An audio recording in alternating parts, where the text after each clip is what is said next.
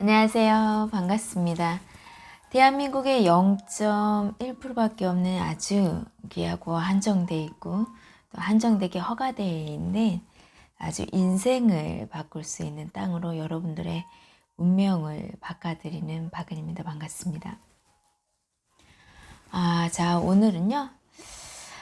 전 세계의 80%의 국가가 디지털 화폐 혁명을 시작한다. 거기에 대한 대안은 오직 땡땡뿐이다. 라는 제목을 갖고 한번 얘기를 해보도록 하겠습니다. 여러분은 이미 제 영상을 보신 분은 잘 아시겠지만 제가 새만금에 대한 얘기보다 오히려 경제나 지금 금융 쪽이나 기술 쪽이나 산업이 어떻게 흘러가는지에 대해서 더 많이 얘기하고 있다라는 걸 많이 아실 거예요. 제가 부동산 중에 부동산의 꽃이 바로 땅이기 때문에 땅에 투자를 한 지가 정말 오래됐죠. 저도 금융 쪽이나 주식 쪽이나 또 다양한 금융 상품에 투자를 해봤었죠. 근데 제가 결론을 내리고 성공률이 10%밖에 안 되는, 10%도 안 되죠, 솔직히 말해서. 1% 정도의 그 성공률 시장에서 내가 그거를 제가 본 업을 하면서 공부하면서 그 시장에서 제가 생존할 수 있는, 전 솔직히 자신도 없었고,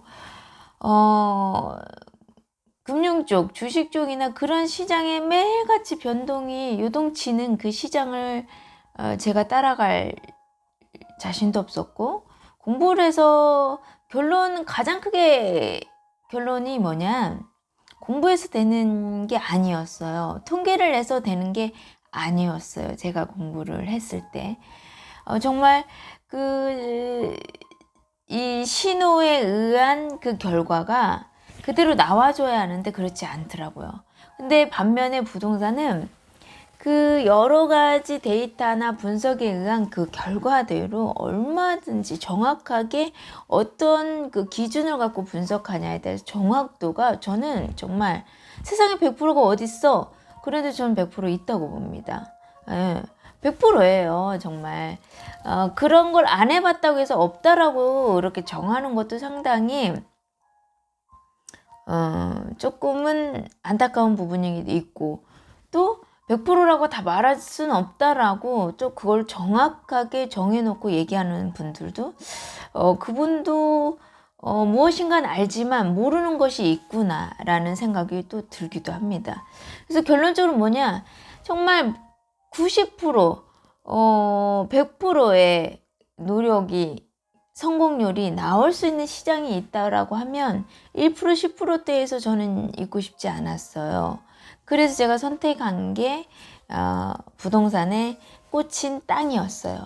유일하게 땅만이 감가상각이 되지 않았고, 땅으로 사서 땅으로 팔 때 수익률이 가장 높았고, 또 세금은 보유나 팔 때나 세금은 가장 또 저렴했던 게 부동산 상품 중에서 땅이었기 때문에 저는 땅을 선택을 했고, 또 개인들이 정말 소액으로 정말 인생을 바꿀 수 있는 기회, 나의 그 경제적인 문제를 내 삶에서 끝낼 수 있는, 그것도 합법적으로 건강하게 지속적으로 계속 유지되면서 그 시스템과 구조가 형성되어 있는 게 부동산의 땅이었기 때문에 제가 땅을 갖고 100%의 수익률의 그 확실성과 안정성을 갖고 100% 수익률이, 이제 물론 수익률의 폭은 있지요. 폭은 있지만 그 100% 수익률을 내고 원금을 사수하면서 플러스 알파를 시키는데, 그 플러스 알파의 차이만 알 수 있는 그 상품이 땅이었기 때문에 저는 정말 안전한 투자 관리를 자문을 하기 위해 저는 선택을 했던 거예요. 이 수많은 투자 상품 중에서 가장 안전하고 정확하고 확실하고 요동치지 않는 그 상품이 땅이었기 때문에 저는 땅을 선택을 한 거예요. 그래서 그러다 보니까 지금같이 위기나 경기가 어려울 때 더더욱더 사람들이 실물자산으로 가면서, 실물자산이 또 과연 또 무엇이냐? 바로 땅으로 한 80%가 몰려요. 정말로. 해마다 이렇게 데이터들을 보게 되면 위기 때 부동산 쪽으로 다 몰리는데 이 부동산 쪽에서도 땅으로 몰리는 거. 정말 아시는 고수들은 땅으로 들어가요. 근데 이제 땅이 워낙 어렵다 보니까 이렇게 눈에 보이는 아파트 같은 거나 분양이나 뭐 아파트 피작업하는 거 뭐 이런 것들은 너무 쉽잖아요. 그래도 쉬워요. 그 가격이 거품인지 내가 사고도 실질적으로 그 가격이 형성되는지 이런 분석하는 것들이 툴이 좀 쉽죠. 아파트 같은 경우나 상가나 건물들 그런 것들은 쉽지만 이 개발이 아직 되지 않고 앞으로 개발이 될 신도시 개발 계획 지역에 땅은요 정말 허허벌판이에요. 분석할 수 있는 게 정말 고급 정보가 있는 사람만이 할 수 있는 부분이었기 때문에 일반인들이 엄두도 참 내지 않았었던 부분 중에 또 하나였죠. 그렇지만 이렇게 인터넷이 발전이 되면서 이제 누구나 조금만 그 분석하는 원리나 원칙을 좀 알게 되면 제가 봤을 때는 한 70%는 어느 정도 자기가 스스로 공부하고 선택해낼 수 있는 그 정도의 자산의 특징이나 성품 특성을 갖고 있는 투자라고 생각을 해요. 제가 죄송해요. 오늘은 모기 컨디션이 너무 안 좋아서 해야 하나 말아야 하는 생각도 좀 했는데 너무나 꼭 얘기를 해야겠다. 이것도 때거든요, 정말. 저 오늘 이 시점에 내일 어떤 결정을 내리려고 하시는 분들한테 정말 한 분이라도 제가 도움이 될 수 있으면 해서 그분을 위해서 하는 거예요.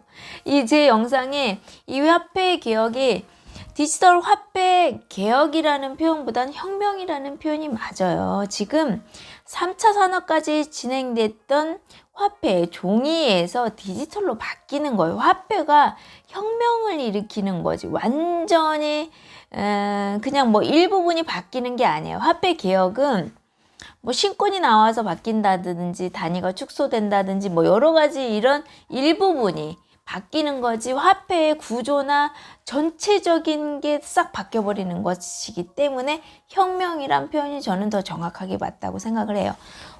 디지털 화폐 개혁이라는 표현을 쓰기 때문에 일반인들이 뭐 신권이 나오나 뭐 단위가 축소하나 요 정도밖에 생각을 안 해요. 그 선에서 준비 대안을 하는데 아닙니다. 디지털 화폐의 혁명이에요.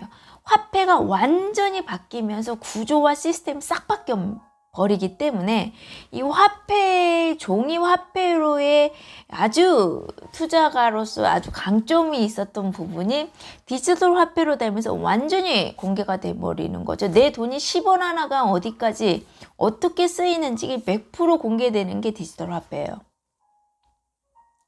또 반면 이 종이 화폐의 장점이 뭐였냐면 자기 이제 이게 사생활적 개인적인 관점으로 얘기하는 게 하면 안 되고 좀 이렇게 그 투자하는 이 현금으로 갖고 있던 이 자산이 어디로 어떻게 가는지 루트가 완전히 100% 공개가 돼요. 그러니까 사실상 지금 잘 아시다시피 부동산 시장에서는 호가라고도 하고 실거래가도 있고 우리가 전문적으로 얘기하면 거래가가 있고 실질적으로 거래되는 가격이 있고 막 다양하게 표현들을 하잖아요. 그런 부분에 대해서 정말 매수자 매도자가 막 여러 가지의 그 절세할 수 있는 방법들이 많이 있게 계약들이 이루어지죠. 현장에는. 제가 이제 이미 저하고 소통하신 분들은 정보를 제가 많이 드렸기 때문에 특히나 아파트 갭 투자 해보신 분, 지방 투자 특히나 해보신 분들은 다 알아요. 그냥 뭐 거의 80%, 70%, 90%가 다운으로 막 계약하고 그렇게 진행이 되잖아요. 그럴 수밖에 없는 것들이 또 있습니다. 근데 그걸 해본 분은 이해를 하지만 해보지 않은 분은 절대 이해를 못하는 부분이기도 하죠. 근데 매도자나 매수자들이 수익이 그게 서로에게 이득이 되다 보니까 법으로는 규제를 하지만 현장에서는 거래들이 되는 부분이 많았었죠. 지금도 비일비재하고요. 하지만 이 디지털 화폐가 도입이 되는 2021년도에는 여러분들이 갖고 있는 이 화폐 정말 부동산을 매매할 때 정말 이렇게 잘 활용했던 이 화폐, 실질적인 이 화폐 거래 부분에 대해서 이득을 취했던 부분들, 절세를 했었던 부분들이 불가능해진다라는 거예요. 그래서 지금 엄청난 강남에 정말 고 자산의 투자가, 자산 확보에 있는 투자가들이 지금 그 정보를 아는 사람들은요, 현금으로 할 수 있는 모든 것들을 지금 실물 자산을 아주 빠르게 지금 움직이고 있습니다. 디지털 화폐로 되게 되면 내 화폐에 있는 그대로 디지털 화폐가 바뀌지만 그 내역이 싹 나온다는 거예요. 정말. 그게 제가 요 정도만 얘기해도 아는 분은 벌써 다 알아들었어. 무슨 뜻인지. 그래서 2020년도가 정말 있는 분이든 없는 분들의 최고의 기회예요. 자기 자산을 가장 확장할 수. 근데 어떤 분은 지금 투자를 해야 하냐 말아야 하냐 얘기를 하는 분은 아직은 2단계 정도에 계시는 거죠. 더 위에 계신 분들은 이거는 정말 물론 나의 재정이 안정적이고 고정적인 수입이 있다고 하면 지출을 무조건 다 줄이셔야 돼요. 지출을 이걸 제가 2018년도 17년도부터 했었으니까요. 이 얘기는 계속 해왔던 거예요. 차를 왜 사냐 이거예요. 지금은 대중교통을 타고 다니면서 차도 무조건 절약해야 하는 때입니다. 이제는 돈을 벌 수 없는 시대가 오기 때문에 지금 준비하지 않으면, 지금이라는 건 2020년도 제가 얘기를 하는 거예요. 2021년도는 정말 돈 있는 사람이 투자할 수 있고 돈 있는 사람의 자산을 만들 수 있는 때이지, 정말 우리같이 없는, 정말 1억이 다고 대출 끼워서 뽀도시 1억 만들고 대출 끼워서 5천 하고 현금으로 1, 2천 막 이렇게 하시는 분들 기회가 없어요. 정말 여러분들. 아까 제가 얘기하면 디지털 화폐는 정확하게 내 돈이 10원에서 20원 어디에서 어떻게 어디로 갔는지가 100% 노출이 돼요. 그렇기 때문에 여러분들이 정말 입지 좋은 거, 정말 최고의 가격으로 살 수 있는 기회가 2020년도밖에 없다라는 게 그래서 그 이유예요. 지금 경제 개념이나 금융 개념이 정확히 성립이 되어 있지 않거나 경제를 공부해보거나 금융을 공부하지 않으신 분들, 공부하면 다 아는 거지만 안 하신 분들이 있단 말이에요. 계기도 없었고 그런 거를 배울 수 있는 계기가 있어야 또 하는데 그러지 못했고, 또 생업에 집중하고 또 생업에서도 단계가 올라가야 하니까 또 그런 것들에 정말 충실하게 살다 보니까 경제나 금융이나 기타 여러 가지 공부를 못 하신 분이 있는데, 제가 계속 얘기를 하는 거예요. 자, 합법적으로 국가의 허가를 받고 돈놀이를 하는 게 은행이에요. 여러분들이 관점을 많이 바꿔주셔야 하는 게 뭐냐. 내가 매달 30만 원을 쓰는 건 똑같아요. 내가 적금으로 매달 30만 원을 해서 10년을 부어서 10년 후에 1억을 내가 받아서 그 1억을 쓰는 거하고, 내가 1억을 먼저 당겨서 대출을 받아서 당겨서 사용을 하고 그 30만 원을 내가 갚는 거예요. 적금하는 것처럼. 그 대신 내가 먼저 당겼었기 때문에 은행이 벌 돈을 내가 버는 거죠. 그지만 어때요? 내가 맨날 적금을 해서 10년 후에 1억을 갖다 벌기 위해서, 모으기 위해서 여러 가지 의미죠. 그렇게 했는데 그 30만 원씩 붓는 동안 이 30만 원에 부은 예금자의 돈을 갖고 돈놀이로 돈을 벌어서 자기는 50원 벌고 나는 우리 예금주들한테 10원, 20원 주는 게 은행이 했던 일이거든요. 근데 이거를 딱 바꿔서 대출을 받아서 내가 쓰는 순간 은행이 번 돈을 내가 버는 거예요. 그래서 정말 부자들의 금융 교육 중에 하나가 뭐냐, 아주 절제되어 있는 정말 유지 관리를 잘해야 하는 선에서는 세상의 돈은 쓰는 자가 임자라는 게 바로 그 원리예요. 물론 이 기반에는 아주 기본적인 건 얘기하지 않을게요. 근면 성실은 당연한 건데 그걸 얘기할 필요가 없잖아요. 우리가 이제 미성년자들 아이들은 조절이나 절제나 이런 것들이 안 되다 보니까 그 교육을 기반적으로 갖고 가지만 성인들은 그게 당연히 고정 월급이 있어야 대출을 받는 거죠. 없는데 하라는 위험한 대출을 하라고 누가 그러겠습니까? 당연히 안전하고 본인 스스로 통제가 가능한 선에서 대출을 활용하라는 거지. 당연히요.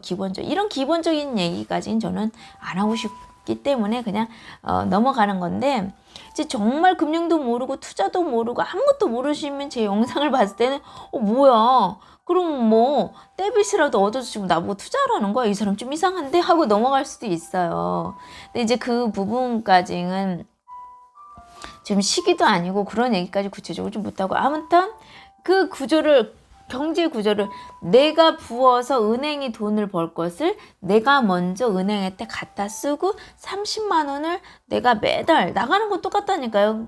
근데 10년 후에 1억이 1억이냐고요. 화폐 가치가. 아니잖아요, 여러분. 근데 내가 지금 2020년대 1억을 갖다 쓰게 되면 1억의 가치 때문에 이 가치를 불리기 때문에 제가 돈을 버는 거예요. 은행이 벌 것을.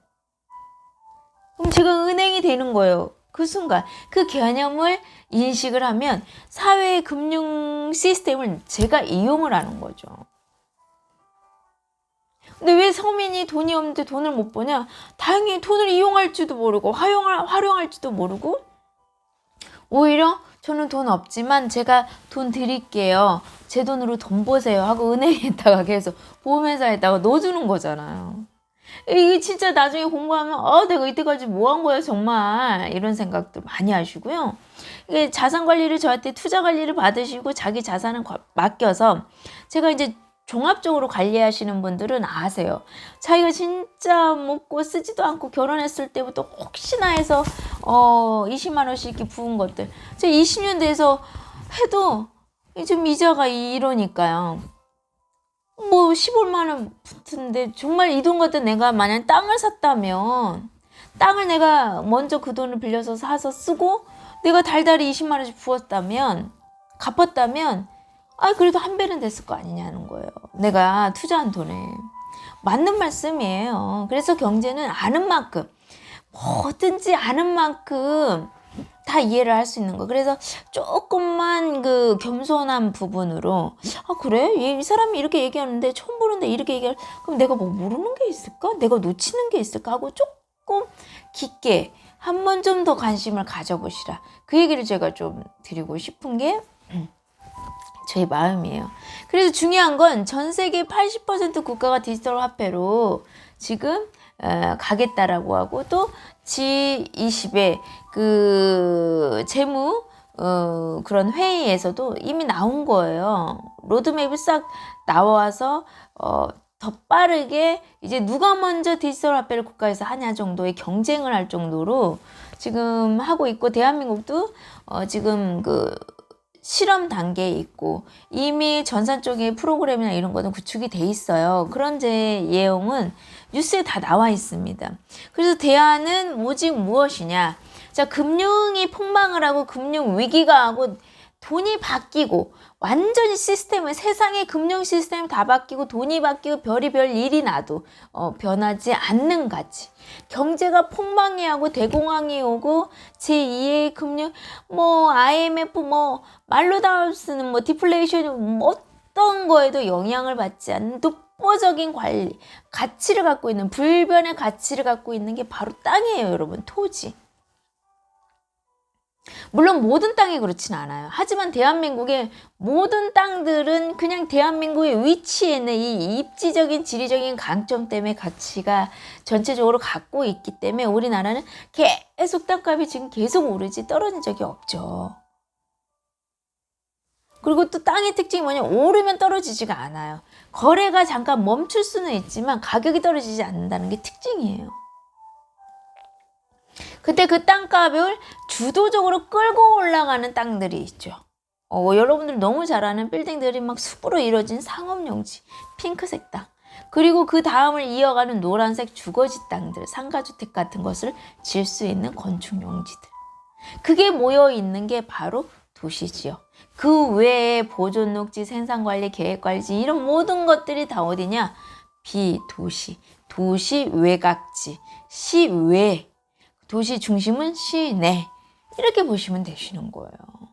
그리고 도시 지역하고 비도시 지역을 국가가 구분한 이유는 무엇이냐? 도시 지역에는 도로에 인프라가 다 깔려 있습니다. 상하수도부터 도시나 뭐 인터넷 같은 이런 그런 도시가스 같은 이런 인프라들이 싹 깔려 있어요. 그래서 건축을 하면 정화조랑 뭐 하수랑 이런 것들이 다 갈 수 있게 전기도 바로바로 될 수 있게 도로에서 가깝게 할 수 있게끔 돼 있지만 비도시 지역은 땅값은 쌀지 몰라요. 당연히 땅값이 싼 이유는 용적률이 낮잖아요. 건폐율이 낮잖아요, 여러분들. 건축 면적이 현저하게 낮단 말이에요. 그런 땅의 활용 가치가 낮기 때문에 싼 거예요. 그런데다가 더 중요한 건 뭔지 아세요?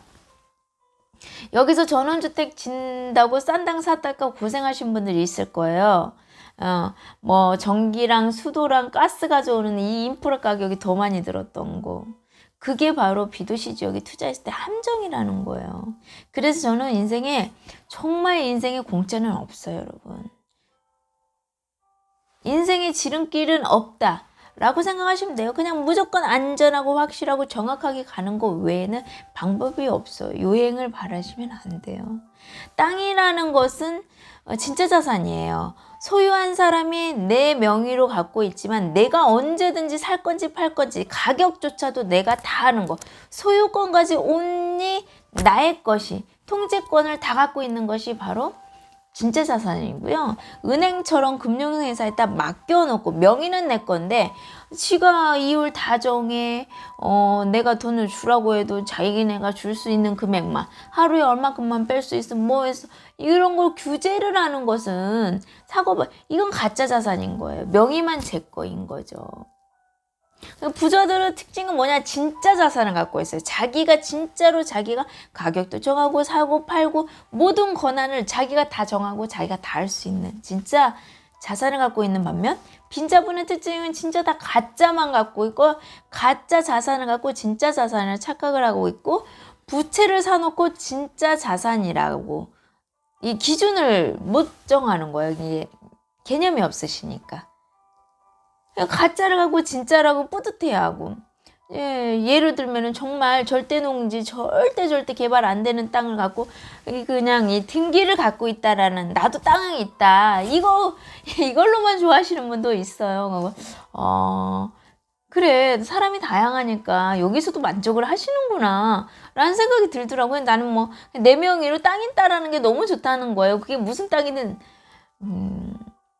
그 말씀하셔서 저거 이제 더 얘기를 하지는 못했죠.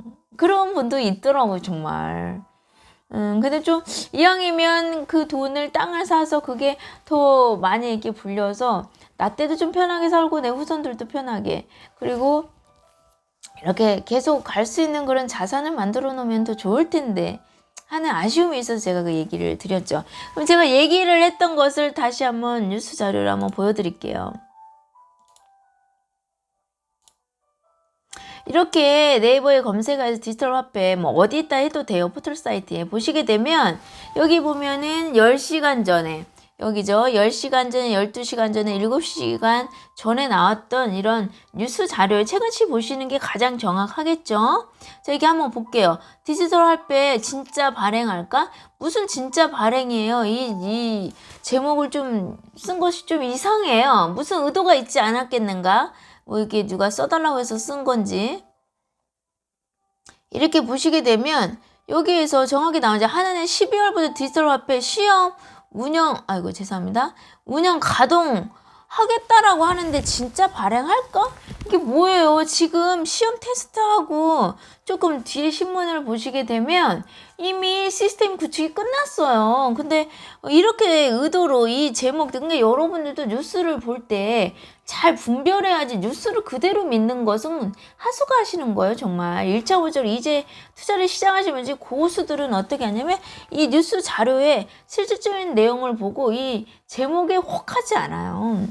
그리고 또 이 제목이 맞고 이게 맞는지를 또 기타 관련된 자료들을 다 보면서 통계를 내지 절대 하나 보고 오 막 이러지 않는다라는 거. 이 제목이 좀 맞지는 않아요. 이미 이게 다 하고 진행하고 있다라는데 뭐 자기가 이런 식으로 뉴스를 썼더라고요. 그 다음에 또 하나 볼게요. 자, 이제 두 번째, G20 재무장관 회의에서 나왔던 내용이에요.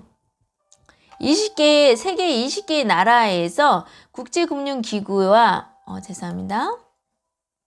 아이고, 뭐가 만져졌나 보네. CBDC 이게 뭐냐면 중앙은행에서 발행한 디지털 화폐라는 거예요, 이게. 그래서 이제 용어를 이제 많이 나올 거니까 알아두시면 돼요. 중앙은행에서 발행한 디지털 화폐다. 그게 CBDC라고 알고 계시면 됩니다. 그리고 여기 중요한 거예요. 저는 이거 보면 답 나오는 거 아니겠어요? 지금 세계 중앙은행 80%가 연구 중이라는 거예요. 중앙은행에서 디지털 화폐. 이 내용을 아주 심각하게 생각하셔야 돼요. 그러면 될까 말까가 아니에요. 우리나라는 정말 여러분들이 잘 아시다시피 국제정세를 반드시 영향이 너무 심한 나라잖아요.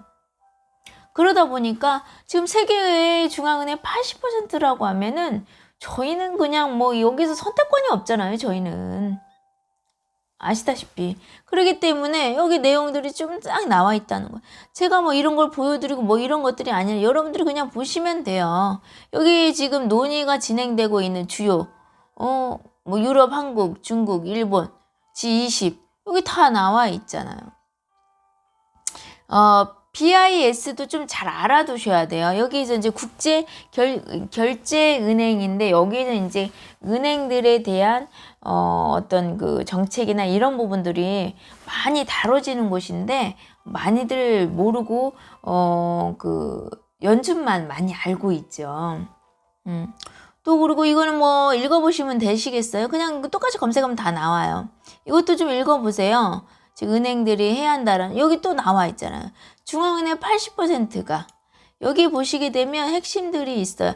2018년도 70에서 2019년도 80%가 늘었다라는 거예요. 그리고 아까 제가 말했던 그 BIS에서 나온 게 뭐냐면 26년까지 중앙은행 20%가 발행할 것이라는 거예요.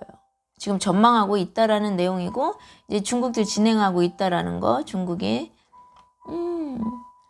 뭐 이런 내용들 다 한번 보시면 되겠습니다. 이것만 다 보시면 되겠어요. 그리고 지금 중국이 디지털 화폐를 빨리 지금 진행하고 실험을 하고 있잖아요. 지금 그 5만 명 정도에게 3만 원 정도의 금액을 주고 지금 이게 디지털 화폐를 써볼 수 있게끔 지금 이렇게 테스트를 하고 있어요.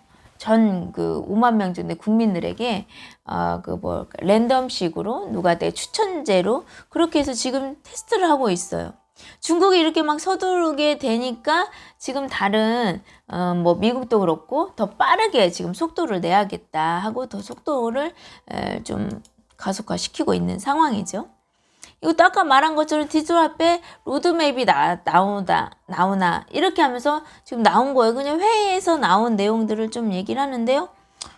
주 내용이 아까는 어떤 나라들이 더 관심을 갖고 있고 어떻게 추진이 되고 있는지 이런 것이 더 상세하게 나와 있어요. 14일 날 한국 시간으로도 이렇게 뭐 했다. 이거는 이게 중요한 게 아니고 여러분들 제가 얘기를 들은 아까 좀 비슷한 내용이기는 한데요. 비슷한 내용이네요. 그러면 자 다시 제 걸로 와서 제가 얘기를 할게요. 이거 아까 뉴스 자료인데요. 뭐 요거 아까 좀 편집을 해드렸던 거 설명을 드리려고 아까 66곡 전 세계 66곡 가운데서 지금 80%가 지금 그 CBDC가 중앙은행에서 각 나라의 중앙은행에서 발행하는 디지털 화폐를 진행하겠다라는 내용들 그런 내용들이 이제 80% 늘어났다라는 거예요. 그거하고 이거 뉴스니까 다음 내용. 지금 디지털 화폐 대응 현황에 대해서 나왔는데 거액의 결제가 가능하도록 한 나라가 캐나다, 싱가폴, 연합, 유럽 연합이나 일본, 태국들, 프랑스, 스위스들이 지금 진행하고 시범 예정이라는 거죠. 또 그리고 여기 다 나와 있어요. 그래서 지금 뭐 우리나라만 단독 뭐 그런 게 아니라 이렇게 데이터가 싹 나와서 뉴스들이 지금 있기 때문에 여러분들이 이렇게 자료 좀 찾아보시면 얼마든지 알고요. 제가 이것도 그냥 현금하고 디지털 화폐, 가상화폐, 암호화폐 같은 걸 설명을 좀 드리려고 했는데 지금 너무 많은 화폐 금융 쪽의 전문가들이 설명을 하고 있고 한국은행 그 유튜버에 보시게 되면 이런 부분이 나와 있어요. 좀 설명을 하고 정책 발표들도 좀 했어요. 근데 이제 아무래도 정책 기관에서 하는 거기 때문에 항상 정확하게 얘기를 안 해요. 그러니까 뭐 항상 계속 말을 반복하는 게 책임지지 않기 위해서 계속 거듭 끝부분을 얘기해요. 된다라는 게 아니다. 하지만 우리는 이렇게 준비하고 있다. 뭐 요 정도로 계속 이런 식으로 계속 정책 발표를 하더라고요. 한국은행 그 유튜브를 운행하는 게 있어요. 또 그것도 한번 보세요. 그렇게 해서 저희가 연준이나 한국은행이나 이렇게 꼭 봐야 하는 채널들은 좀 영상을 통해서 계속 보세요. 국토부 그 유튜브 사이트 또 좀 구독해 놓고 좀 보시고요. 참고해서. 또 뭐 기반 시설들, 도로 같은 것들, 철도 같은 거 이런 것들도 반드시 좀 연결해서 보시면 아주 많은 도움이 될 거예요. 근데 그렇게 많이 하고 있는데 핵심만 제가 얘기하면 화폐로 구분이 되는데 이제 법정 통화 현금이니까요. 그리고 디지털 화폐 어떤 법정 통화로 하는데 이제 가상화폐하고 암호화폐는 그냥 가상화폐이고 암호로 된 화폐일 뿐이라는 거죠. 그러니까 뭐라고 할까요? 정확도 안정성이 떨어지는 거죠. 투자에 중요한 건 안정성이거든요. 이 안정성이 정확성, 확실성과 수익성을 보장을 해주는데 이 안정성이 보장이 안 된 가상이나 화폐로 투자를 한다는 건 여러분들 투자라고 하는 게 아니고 투기를 하시는 거예요. 될 수도 있지만 될 수 없는 그 투기를 하시는 거라는 거예요. 도박을 한다고. 또는 왜냐면 투자와 투기를 같은 용어로 쓰시는 분도 있어요. 그걸 모르니까 구분을 또 못하니까. 그래서 저는 도박이라는 표현을 좀 쓰고 싶어요. 그 정도로 심각한 거구나 인식을 하셨으면 좋겠어서 그렇게 표현을 저는 하겠습니다. 발행 기관을 보시게 되면 중앙은행, 금융기관에서였는데 가상화폐나 암호화폐 같은 경우는 금융기관이 아니다라는 거죠. 그냥 개인 기업이 발행을 하는 거죠. 여기도 암호화폐도 마찬가지고요. 근데 문제가 생기면 국가에서도 은행에서도 다 보상을 해주는 게 한도라는 게 있잖아. 5천만 원까지 해주네 뭐가 어떠네 저쩌네 하는데 이런 개인 기업들에게 투자를 한다? 글쎄요. 저는 이 안정성이 보장되지 않는 건 투자가 아니기 때문에 저는 도박 같은 건 안 해요. 저는 정말 원금 사수하면서 플러스 알파의 수익인데 이것도 고수익이 아니에요. 정말 합리적인 수익을 저는 바라는 거지 막 뭐 어떻게 막 이렇게 막 조금 투자해서 막 이런 거 바라지 않아요. 저는 인생에 공짜가 없고 인생에 지름길이 없다라는 걸 정확히 알기 때문에 은행도 돈을 넣어놔야 이자를 받을 수 있는 거지 뭐 넣자마자 돈을 막 이자를 많이 준다? 저는 그런 것들은 분명히 뭔가 있다라고 생각을 해요. 은행이라는 것이 나라에서 합법적으로 허가를 받은 돈놀이 하는 곳인데 거기에서 이유를 정했단 말이에요. 근데 그 이상을 준다? 근데 1금융도 아닌 곳에서 뭘 믿고 하나요? 뭘 믿고? 근데 그 이유를 조금 더 받겠다고 본인들이 도박을 한 거예요. 근데 뭐 어쩔 수 없는 거죠. 나는 안 받고 더 확실하고 정확한 대로 하겠다라고 저는 1금융을 선택을 하는 거고 또 그 금융을 활용해서 정말 경제나 금융이나 아무 영향 없이 독보적인 그 자리 그 위치 하나이기 때문에 정말 최고의 자리를 투자를 하는 것만 공부를 하고 입지 분석만 하면 되는 그런 90%의 저는 100%라고 하고 싶지만 90%의 정확도, 성공 확률성을 갖고 있는 투자 상품, 땅에 투자한다라는 게 저는 너무 좋았어요. 그리고 사놓고 그냥 계속 오르는데 뭐 날이면 날마다 막 이렇게 볼 필요가 없는 거 그냥 호재 뉴스 나오면 챙겨볼 정도만 되면 되지. 왜? 제가 투자한 자산이 요동치는 자산이 아니기 때문에. 근데 여러분들이 하는 자산은 다 요동치잖아요. 그렇게 되면 내 삶이 요동을 쳐요. 투자를 어떤 관점으로 투자를 하는지 모르겠어요. 응? 근데 저는 이 투자는 인생이 걸린 거예요. 내 인생의 삶을 다시 디자인하는 거거든요. 투자를 통해서. 근데 막 요동치는 삶 저는 싫어요. 예. 그냥 안정적인 평안한 삶을 원하기 때문에 저는 그런 특성을 갖고 있는 자산을 선택을 한 게 바로 땅이었던 거예요. 근데 우리나라에 0.1%밖에 없고 대한민국의 수도로에 투자를 하고 있는 게 최고인 거죠. 그런데 정말 하늘이 도와서 제가 투자하는, 여러분들이 투자하고 태어나서 일생 때 처음 투자하려고 하는데 대한민국의 수도를 새만금으로 옮긴대잖아요. 경제 수도를 만든대잖아요, 여러분들. 여러분들이 세종시를 통해서 행정수도가 옮겨지네라는 걸 경험을 하셨잖아. 근데 여기는 경제수도예요. 기업들이 투자하고 생산이 실질적이 이루어지는 경제수도예요. 경제수도라는 건 일자리를 만들어내는 수도라는 거거든요. 그 수도에 투자할 수 있는 타이밍이에요, 여러분들. 정말 이거는 천년에 백년에 한 번 있을까 말까 하는 일이에요. 정말. 그 기회가 여러분 코앞에 와 있습니다. 그리고 그거를 또 최대한 활용할 수 있는 사회적 배경이 다 있어요. 많은 분들이 지금 투자를 무엇을 해야 할까 몰라서 머리를 엄청 아파하시고 이래 하냐 저래 하냐 막 물어보시는데, 여러분들이 조금 투자에 대한 상품에 대한 그 분별력이 있으면 이건 투자 상품이다, 이건 투자가 아니야, 도박 상품이야, 이걸 정확히 구분을 하게 되면 고민할 게 없어요, 여러분들. 금하고 달러 같은 경우는 이제 화폐 개혁이나 화폐 혁명이 이루어지게 되면 일단 화폐가 변화를 하면서 과도기를 거치면서 어떻게 되냐면 첫 번째 화폐 가치가 하락하는 게 많이 나옵니다. 그러면서 화폐 개혁이 있을 때 항상 있었던 게 뭐냐면 화폐 가치가 하락이 되면서 실물 자산이 올라갔던 거죠. 이거는 뭐 다 아시는 거잖아요. 그래서 실물 자산을 오는 거잖아요. 그러죠? 그럼 실물 자산에서 가장 최고가 뭔지를 또 분석을 하시면 되는 거예요. 그래서 제가 얘기를 해주잖아요. 그게 땅이라는 거. 제가 계속 얘기하는 게 이것도 이제 우리 국민 자산, 이게 그 자산 종류별대로 수익률 나온 건데요. 금융 자산만 마이너스가 있고요. 토지가 제일 높아요. 그래서 재벌들은 뭐야? 땅을 사재기하고 있어요. 지금 기술 투자 안 하고 있습니다. 해도 타산이 안 맞는 거예요. 사업성이 안 맞는 거예요. 우리 일반 용어로 하면 가성비가 안 맞는 거죠. 그러다 보니까 토지를 사재기를 해요. 제가 그 뉴스 몇 번이나 보여드렸죠. 그리고 지금 50년제에서 자산들이나 상품에 대해서 비교를 했는데 가장 쌀이 50년 동안 50배 올랐어요. 이게 1년에 1배 오른 격이죠. 근데 휘발유는 77.5배 올랐으면 연탄 55.7배.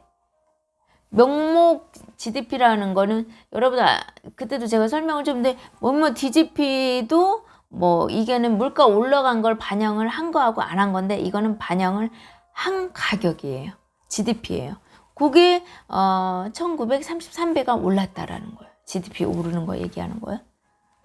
토지는 50년 사이에 3030배예요, 여러분. 3030배가 올랐다는 거. 50년. 가장 크고 평당가는 29,760배가 올랐다는. 이런 데이터들이 다 나와 있어요, 여러분들. 그래서 제가 땅이다 하는 거고요. 또 최근에 나왔던 거, 이 코로나 때문에, 이 바이러스 때문에 진짜 경제적으로, 기업적으로, 사업적으로 타격 안 받은 게 몇 개나 있나요?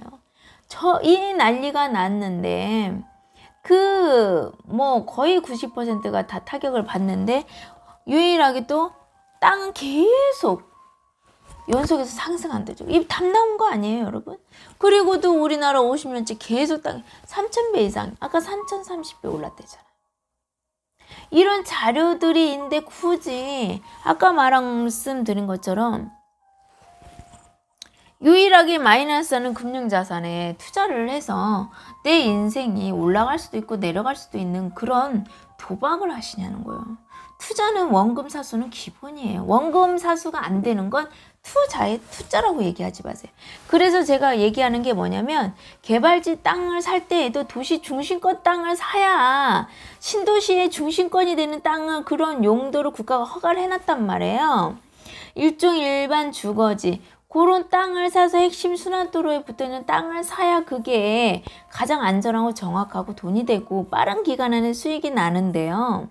여러분들이 좋아하고 싸고 넓고 반듯하고 도로에 붙은 땅, 그런 변두리 땅은 여러분 그게 도박이에요. 될지 안 될지 모르거든요. 도박하지 마시고 투자하시기 바라면서 이상으로 마치도록 하시고요. 도움이 되시길 정말 바라고요. 투자할 때 실전적으로 현장에서 실전